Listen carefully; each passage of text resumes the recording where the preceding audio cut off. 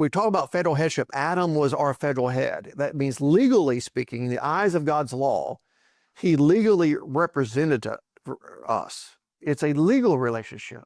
Let's think of some legal representatives in the world that we live in. Think of adoption. When you adopt someone, you don't adopt someone who's 19 years old. Children do not represent themselves. And therefore, who represents children? Their parents. You know, if your kids, this legally is true. I mean, we don't think about it, but if your kids do so, your adolescent kid does something wrong, you can charge the parents.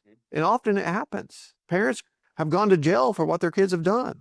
But it's like that. Why is that? Because we even understand federal headship.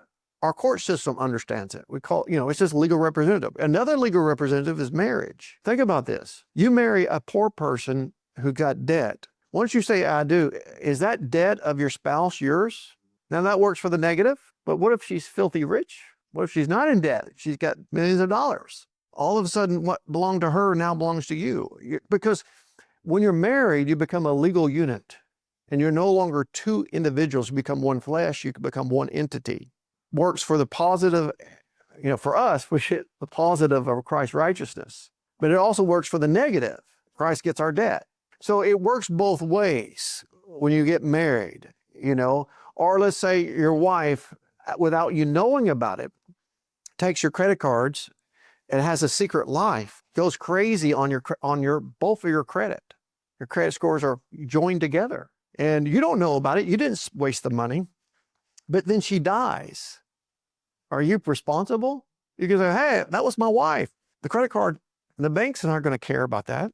You pay this debt back. You're responsible. You're all one entity, even if you're unaware of what happened. This is the nature of federal headship.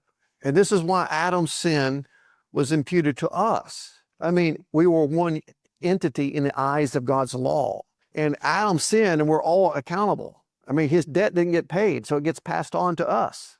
We're guilty. We're born into that debt. And you say, we can complain about it. Hey, I wasn't there when Adam did that. Why am I having to be punished for what I didn't do? Well, it's like the eyes of the law doesn't make distinctions like that, because he's our federal head. We're one entity, one human race. Human race fell. We fell in Adam. So that works, as one man, all sin entered, we can go through Romans 5 and see by one man's sin, all men have fallen.